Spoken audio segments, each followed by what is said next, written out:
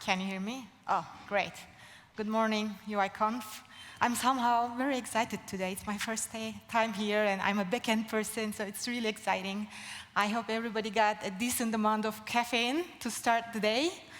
And I want to start with introducing myself again very quickly, very quickly. I was born in Turkey. I studied computer science there. And as a techie, I'm more of a backend and ops person. Since 2000, I'm in Germany, and I've been working for biggish companies. And for 12 years, I've been also a leader. So you can imagine, as a techie, I was exposed to many management styles and managers myself, and I also have my own experiences. I would like to take you in a small time travel, if you will, and this was how the world looked like technologically when I started with my career. Around 1999, 2000, I was mainly working on Solaris clusters, running Sun Solaris Unix system. Great system, doesn't exist anymore. I'm a little sad about that. There were laptops out there, but honestly, they were like 4 to 6 kilos and insanely expensive. So as a developer, you didn't get a laptop. You had this desktop. I had something like this. If you earn some decent amount of money, you could get a very cool mobile phone, for example, Motorola Razr. It made horrible pictures, and you could connect to internet on text-based. And if you check your mail once or twice a week, you got 3-digit bill at the end of the month. And how does the workplace organization look like those days? Well, like this. It was really hierarchy-based, waterfall at its best, and functional silos. You know, there were Department of Quality Assurance, Department of sysadmins, and the team of backend engineers, the team of front-end engineers. We didn't have product teams or, you know, cross-functional stuff. No, not at all. We had projects, and when we worked on a project, we didn't sit together. And it was completely normal. You don't meet the people, the team members of a project, you know, during the week, maybe once a week. And you can imagine this world was dominated by managers, hippos, highly paid professionals, right? They made the decisions, they set the targets, they told you, you work here, this is your goal, you perform well, you don't perform well. And around 2000, it's the dot-com crisis, right? We didn't have the luxury you have. Everybody was fearful. It was the dot-com crisis. Nobody wanted to lose the job. Silos, fear, zillions of rules that dominated our professional life. And this type of management, its origins is actually as old as 19th century. It goes back to industrialization and a management practice called Taylorism that was very popular those times. It's named after this guy, Frederick Taylor, also called scientific management. And this guy was obsessed with efficiency and division of labor. And what he was trying to do is applying science and engineering to organizational management. Actually, a very good idea for those times. He started measuring stuff, looking exactly how people work, the processes, so you can divide it down into very small packages and optimize to perfection. Employees in such a setup, they are just parts of the system. They are not even human at all. They are just, you know, a gear in the system. And there is the world of doers and thinkers. Senior management decide what to do, which strategy, yeah, sounds familiar. They make the decisions, and the workers execute on their plan. So this was brilliant. This worked well. It brought a lot of efficiency and money to the companies. So the commercial world adapted these practices for those, 19th century, 20th century. It's just normal. What was weird Everything else changed since then. Technology, society, all the disciplines. But this type of management stuck with us. So around 2000s, when I was a developer, in a summary, I can tell you, it totally sucked being at the bottom of this food chain, at the bottom of this hierarchy. You didn't like it. As everybody else, I wanted to be somebody. I wanted to have influence. I wanted to make decisions. So as everybody else, I tried to go up in the hierarchy chain, right? So this was my world 20 years ago. Now, let's look shortly how we are today. Technologically, oh my God, it's mind-blowing. I love it. It's beyond my imagination. We have cloud, we have our MacBooks and laptops and smartphones. We are connected, and it's fast, and it's cheap. I love it. I simply love it. And looking at the processes and the way we work, it's not so bad, right? I don't know anybody working with waterfall anymore. We are using agile processes, and tech rules the world. The economies are driven by the tech giant. All cool. What about the management styles, management practices? Well, it's not so bad. We don't have so many silos, and they are weaker. But I would say compared to everything else, it hasn't improved that much. It was a little bit slow. We still have this in many companies. Can I see some hands who say, I'm working in such an org chart right now? Yeah, less than I expected. It's good. So, although things are getting better, we are still working in this management hierarchy thing, and strategy is made at the top and delegated to the bottom. And it is in our DNA. It is in my generation's DNA. Generation X, we are still holding the most important management positions, and we don't know any better. But the world is different now. We are working with Generation Y, Generation Z. And the world also, the business wants another practice. You guys are digital natives. You are connected to many networks, many things at the same time. It's your nature. So hierarchies would never cut the deal for you. You can never organize and manage your work in the traditional way. And for Generation X like me and some early years of Generation Y, when we came to work, how can I tell you, we were expected to bring our professional self to work and leave everything else at the door. Rationality was king, and everything like emotional, spiritual, intuition, that was not welcome. There was such a separation. But these generations are different. They live with work and life at the same time. It's all connected and into each other. So it's kind of obvious that old styles will die anyway. So, but anyways, these organizations are bound to have problems. What kind of problems? Delivery problems, organizational crisis, people leaving, not delivering on time, on quality, communication problems, lots of disasters. Things go south. What happens then? Then comes a Generation X manager like me, and then they say things are not going the way we want. So we need a leader. We need a fixer. That's their style. That's their typical reaction. And you hear things like structures. We need structures, meaning a reorg. And processes, they have to be more optimal. Also, very Tayloristic way of thinking, how we divide it into work and give it to you so you can execute on it. And strong leadership is needed in this case, and so forth and so on. So they look for heroic leaders to save the day, fix the problems. I've been in such interviews a couple of times, and I was also hired for such task. I'm telling you, it's not a nice place to be. It's scary. It's alone, and you have to be demonstrating a masculine type of person, strengths, deterministic, and hide your weaknesses and vulnerabilities. I practiced it 10 times, still wrong.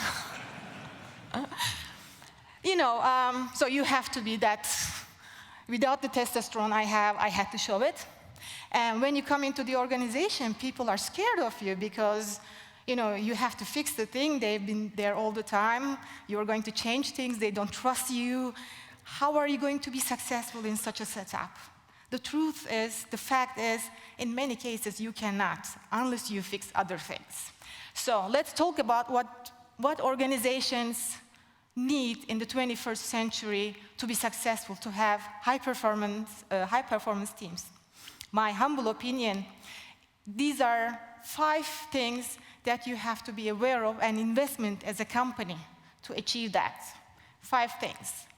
Number 1, customer centricity. Why? Because if we don't want to hippos and senior management to decide on what to do, how to do, and drive the organization the way they do in the Tayloristic days, then we have to have our new magnetic north. And in today's world, it's your customer, it's your market. They are pulling your services, your products, if you're aware of it or not. And usually, one of the challenges we have is we have our goals, right? Internal metrics. And at least in my case, my targets and goals as a manager or developer, they were so internal, only the people working in the company understood them. I couldn't tell it to my mother or any user of the company. Another example is in my old job at OLX, my former employer, they created a task force with the question, what do we need to do to have sustainable success in the future?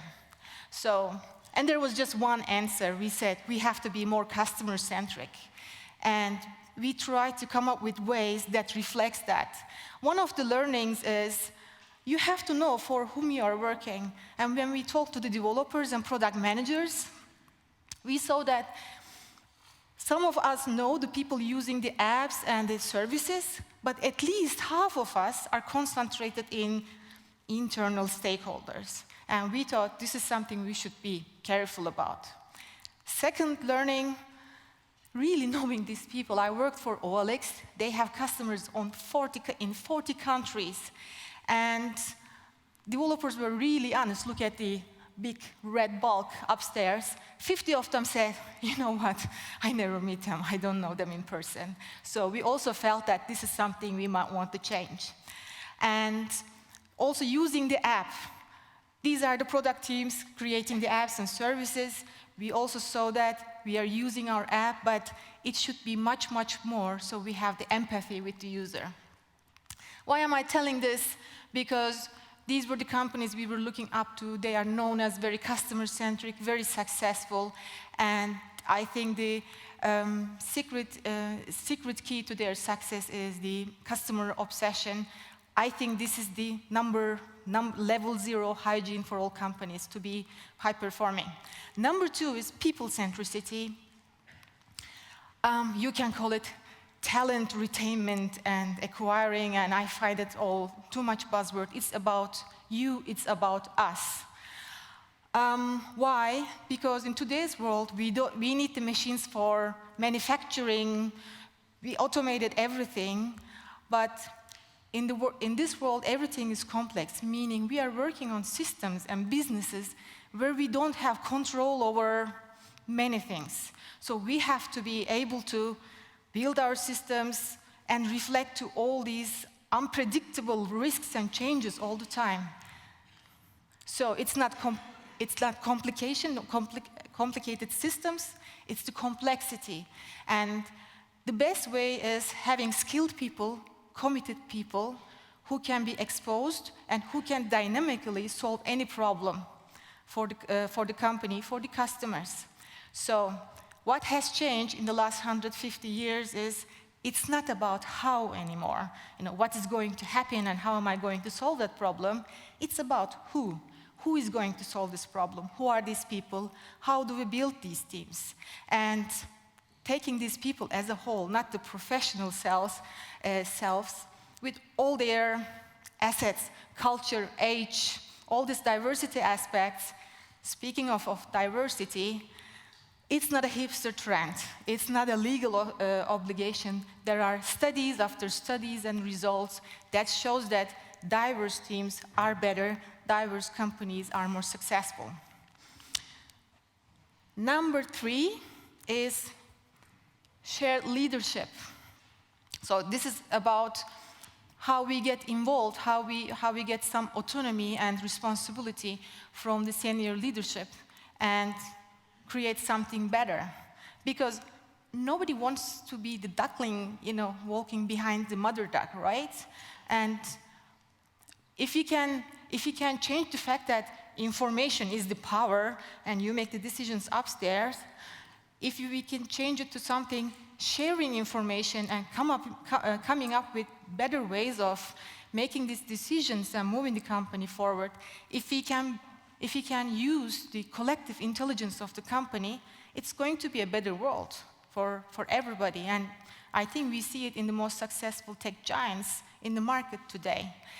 And another thing is, as developers, we know lean code is good. And we don't define zillions of rules and restrictions for ourselves. We just collaborate and we try to be lean. And I believe the companies need more than that, not only in code, but also in the governance of the organization.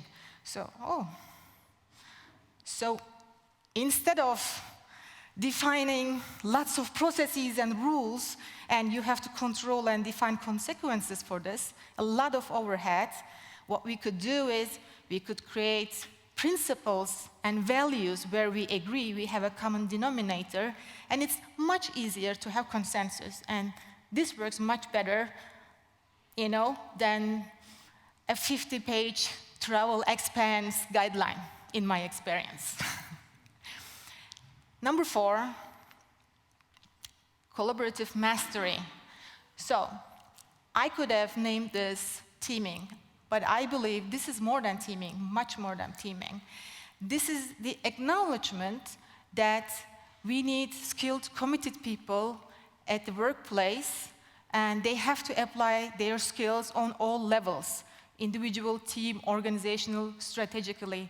It also comes with the responsibility to create the environment and the behaviors to support such an organization. So when you can activate this collaborative mastery, skilled people working together with joint forces, then magic happens. Unimaginably, things are being achieved with these teams. So we can talk really hours about it, very interesting topic, but just a couple of things where I think you can see the differences. Instead of annual reviews, it should include having continuous conversation with your manager, with your teams, with your peers, individual targets and bonuses. I personally think they are not very, very helpful. Instead, we should be looking at our individual improvements and maybe comparing with our peers and teams. And if the culture is supporting status orientation, it's not so helpful either, but if we are purpose-driven, the team will be much stronger. So overall, I think it's about an organization having a common purpose and creating the culture for it, and then we end up with good results and people who are genuinely proud of the company they are working for and the product they are creating. So if you look at the companies like Apple and all others, and where many of us would be happy to work, in most cases, the reason is we feel that we would be part of something cool and great, and we would be proud of what we do. So, last but not least, focus on value. I think this is not something you can create or invest in. If you work on the other 4 points, it is inevitable that this is going to happen. People have a common purpose, they have good ways of making decisions, and they are lean, and it is easy to define what is success, what is value, what is the right problem we should be working on all together. When you do that, there are many tools and methods to do it in an effective way, for example, OKRs. And such a transition at a company from delivering something like expected to creating value and impact, you see that people are moving from output orientation to outcome orientation, for example. What is the different? Output orientation would be deliver the next version on time with all the stories expected, something like that. Yeah? It's an output. Outcome would be, make an impact or solve the customer problem that we have discovered and prioritized a while ago. So you deeply care about what problem you're solving and what kind of impact it makes in people's lives. And revenues and growth is great, EBITDA and all that, but it's just a means. So we should be also aware of how customers and overall purpose is served. So in a summary, I think heroic leaders' time is over, and if the companies are customer-centric, pay attention how they treat their people, involve their people, share the accountability, leadership, and give them a place to grow together, these are going to be the successful companies of tomorrow. And my last piece of advice to you is, times are good, developers are important. Be very selective about for which company you are working for and how does the work life look there. And don't be shy to demand a better workplace and a better culture. That's all from me.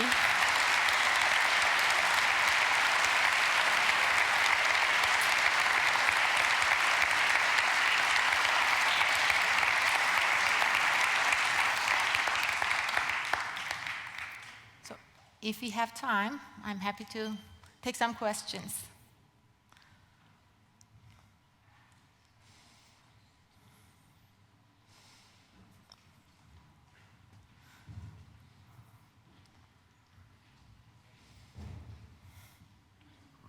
Thank you for your talk.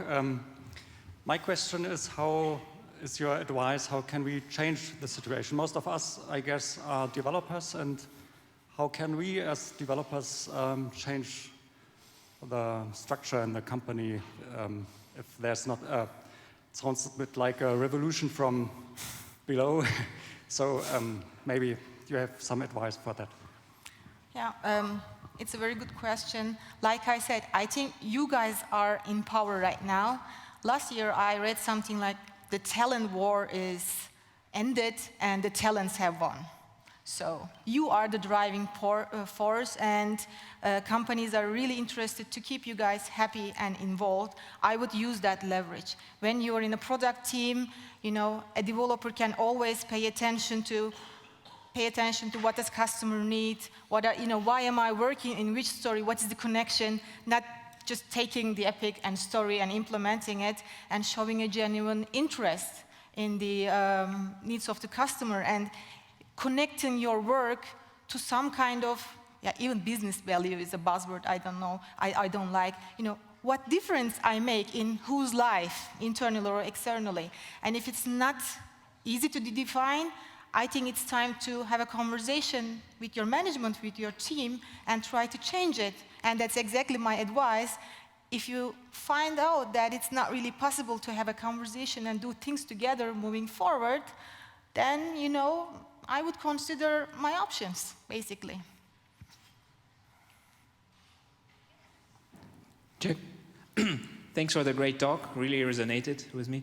I had a question. What's, in your opinion, the best way to connect the developers with the customers? What can you recommend? The best thing is really meeting them in person. So see, I work for OLX, and I read everything to read, and I was involved in everything. I felt myself very informed. I read the UX reports and all the research. And I was feeling great. We were about to go to India with our new version. And then I happened to be in India, not to meet the users, that was something else. And then I met the people there. And after that week, I had the feeling that I didn't know these people at all and their circumstances.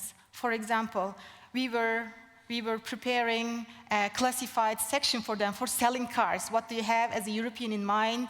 You have a garden or a closed area, you put your cars there, and then it's in classified site, and somebody is interested, blah, blah, blah. Go to India, these spaces do not exist. You know, a car dealer has the cars spread all over in Delhi. And, you know, it's a different setup, it's a different situation, and you cannot possibly know the experience and needs of the people without really having contact with them. So as close as you can get, seeing and empathizing with these people makes a great difference.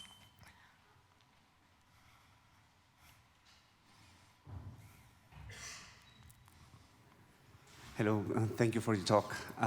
My question would be, I work for an agency right now, and we can change things in our agency, but the situation is that the client will always be the god.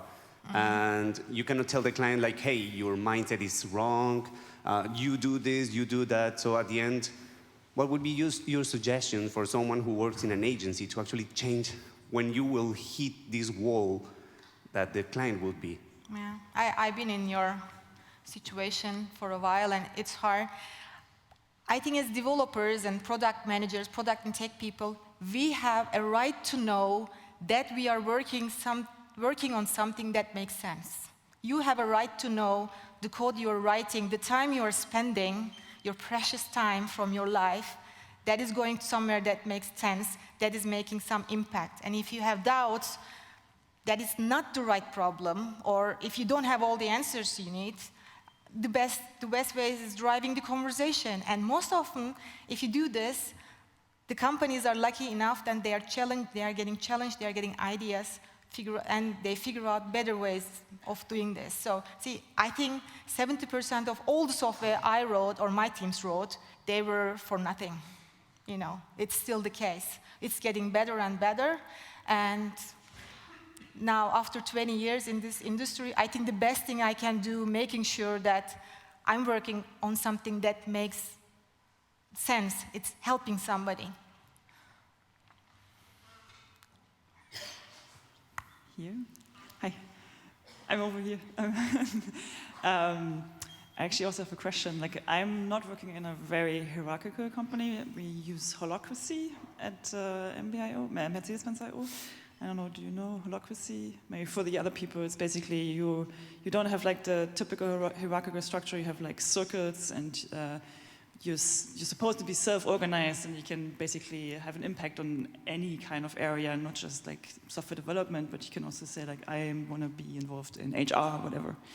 And it actually has also, it brings other challenges because you don't really have a manager who's managing you.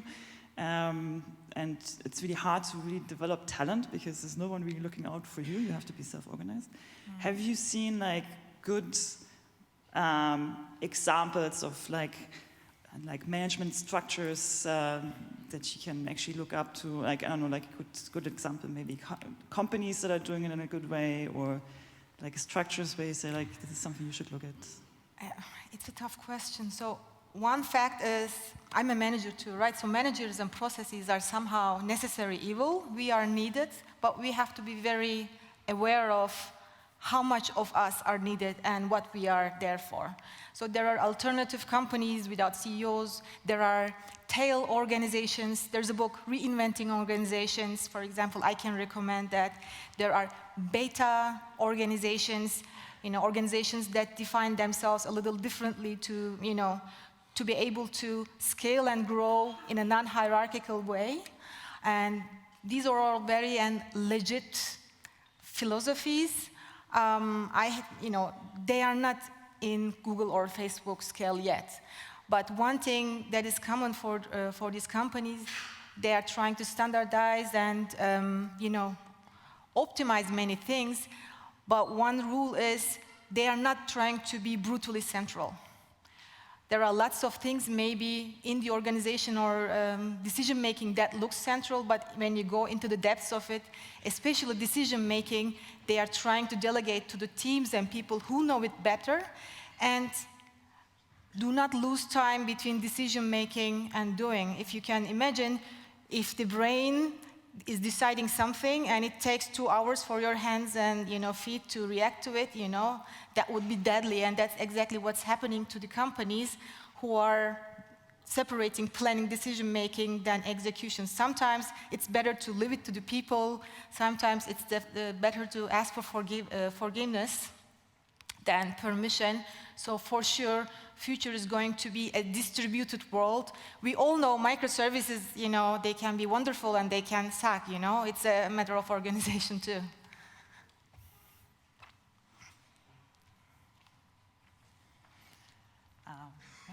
That was it? Yeah. Thank you.